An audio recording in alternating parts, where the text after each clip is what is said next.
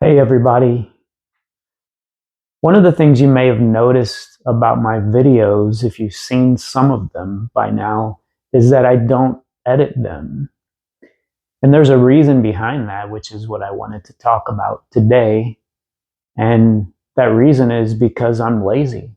Not really. If I'm being honest, that might be part of the reason, but there's a little more to it than that. And I was thinking about that while I was on the treadmill. When I first started this YouTube channel and my other channel that is focused more on guitar instruction, I did look into editing a little bit, but kind of intuitively, I decided I didn't really want to do it. And then I justified that with reasons later, which is what I'm here for to talk to you about. And there's one really good reason, but there's probably a lot of little reasons as well that I'm not pursuing the editing aspect of these videos. And one of the smaller reasons is because if I ever meet one of you in person out in the real world, I want to have an authentic conversation and not have you to be disappointed because you expected something different than what you had seen in the videos. And I'm also just trying to be able to, this is for me to be able to articulate better, particularly because I don't have much of a social life lately and I still want to reach out to people and I still want to make myself be able to speak better and improve myself. And it's more of I would say it's more of an intrinsic motivation, which is what I'm shooting for when I'm in retirement. There's not a lot of things that I have to do with my life. I have a lot more choices, so I'm choosing to do this. It's not based on money.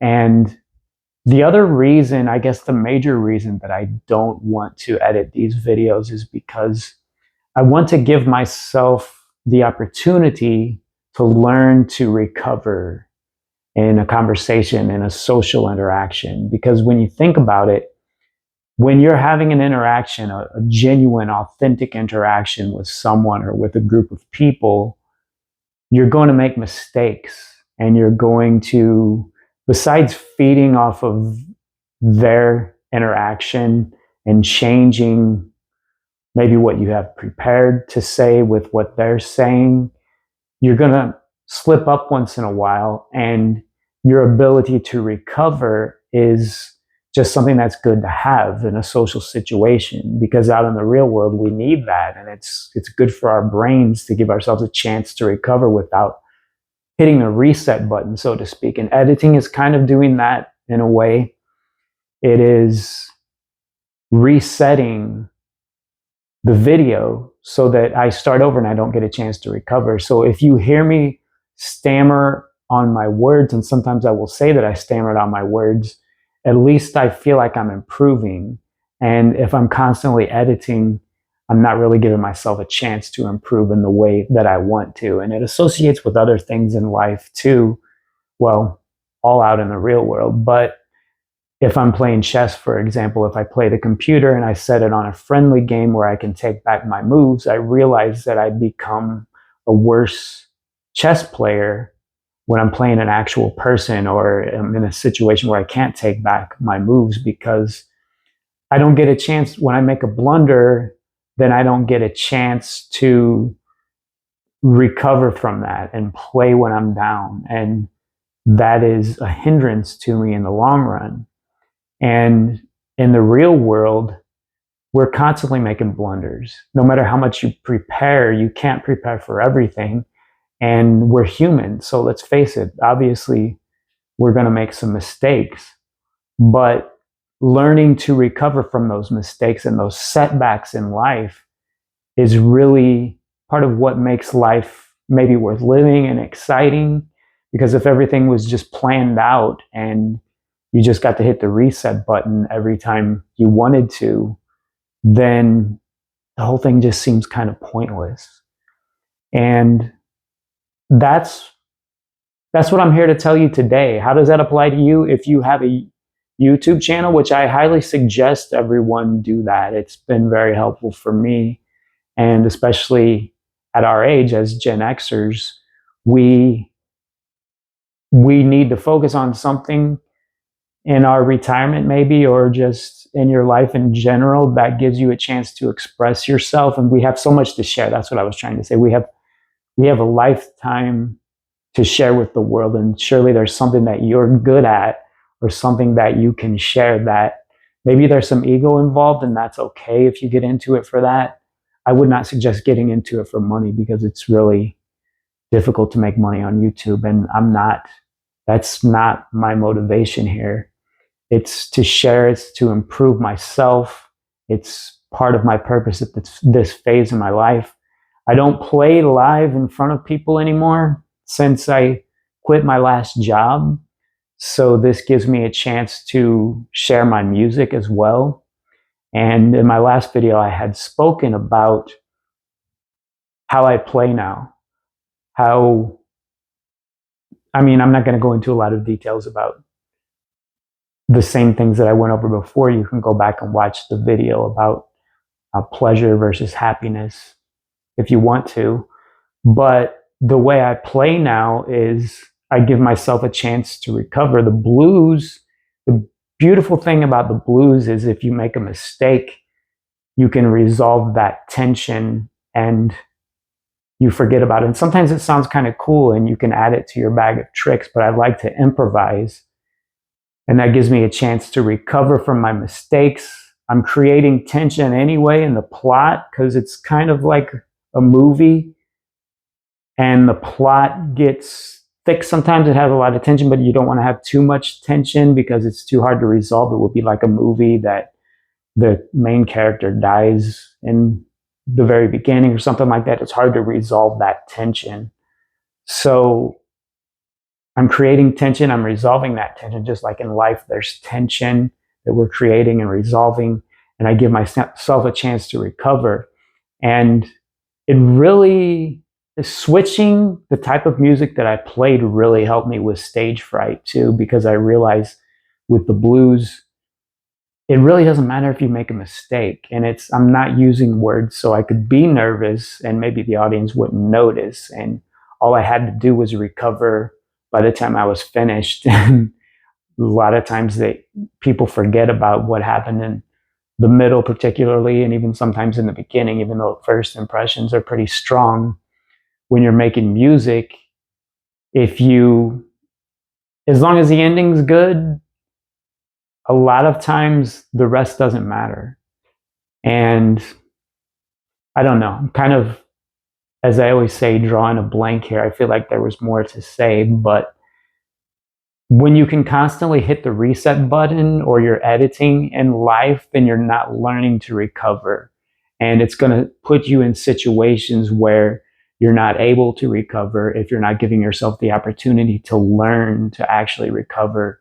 And I mentioned chess also. I remember when I was a little kid playing Atari. You Gen Xers can relate to that, right?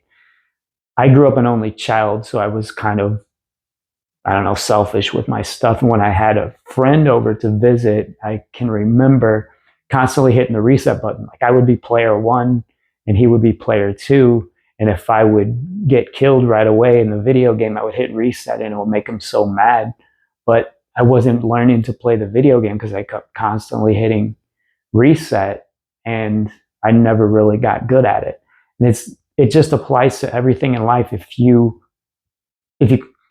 constantly hit the reset button, then you're not giving yourself a chance to recover. And then when you have to recover, you won't be able to do that. And it applies, as I mentioned, I had some pretty intense stage fright throughout my life. It's probably a big part of the reason why I chose to, and I know it's part of that, big part of the reason. I don't know why I said probably, but this is me making a mistake and recovering. See, I'm not going to edit this video. I'm just going to continue. I know part of the reason that I chose one of my careers when I taught English as a second language was because I had stage fright and I feared large groups. So I wanted to put myself in a situation where I was in front of a large group every day. And What I found though was that I did get comfortable in front of the class, but it didn't really transfer into other areas of life. So I still would get nervous if I had to speak in front of people. But part of fixing that was, well, with the music, it was changing what I played, for one thing, as I mentioned, changing who I played in front of, because my last job, it was more of a choice. I wasn't forced to play on Friday nights, but I was playing if we were, let's see, 30 residents max at this residential rehab where I worked. So there was never more than 30 people, but it kind of varied how many people were there at one time, but I knew them all well enough because they would stay there for 30 days and come in not all at once. So it was a group that I knew, and then they would trickle in. Sometimes more would come in at one time, and sometimes they would trickle in slowly. Anyway, they were in and out, and it was 30 residents max, and you got to know them pretty well. So when I was playing in front of them, I didn't really get nervous, partly because of what I was playing. Also, it was out in nature, so the beauty of it was no matter who was listening, there was just something beautiful about playing under the stars. And sometimes I would play where there were quite a few people watching, and then other times, sometimes there was nobody watching, and they would listen or they would not listen. And so it was more of an intrinsic motivation to play out in nature under the stars. It was in Arizona, in Tucson, where I lived for 7 years before I moved to Vegas. And it was just a beautiful place to be. Sabino Recovery was the place where I worked, and there were 100 acres of wildlife and just nature all around, and I got to play under the stars, and it was a beautiful thing. But getting back to what I was saying, I realized at one point that I just don't have any stage fright anymore when it comes to playing guitar, at least. And the reasons were because the type of music I was playing, I I didn't rehearse. I was always rehearsing. It's contradictory, but when I would practice, I was always practicing the blues. And so I was always ready for that. And there wasn't any, like, I wasn't playing cover songs for an audience that would notice when I messed up. It was more me expressing myself. It was more intrinsic motivation. There are going to be times in life where you have to do things, and where hopefully when I'm speaking to you, you are settled enough where you're retired, or at least you don't have as many obligations, so that you can choose maybe not to do those things that you had to do when you were younger. And I'm thinking back on my life, like when I was in college, I was forced to make these presentations, high school jobs, whatever. And in that situation, when you're doing something for money or for a degree, you're forced to do it. You're probably going to get nervous. You rehearse. But in situations where you have more choice, I think it's still good to expose ourselves, to get out of our comfort zones, and to expose ourselves to situations where we're not so comfortable and we're not so prepared. But these types of situations that we can be in are situations that, since we choose to be there, it feels more like intrinsic motivation, and so there's less nerves involved. And this, I'm trying to weave this back in to the original point of the video, is I don't edit because I want to be good in those situations out in life. Part of this, making these videos, is preparing myself for life out in the real world. It's sharing something with you. It's preparing myself for life out there. It's improving myself. And I think, I'm not going to say that I'm making this rule forever, that I'm never going to edit. But as of right now, I feel like I don't want to edit. I want to improve. I want you to see the progression. And I thank you for watching up to this point. If you've made it this far, please hit the like button. Please subscribe if you haven't already. I'm starting to get some subscribers, and it motivates me to continue. And anyway, I did want to share a little bit of music and show you how this applies. I'm not going to edit this either, despite the fact that I probably will make some mistakes. And we'll see if I can get in my zone here. Turn this one on.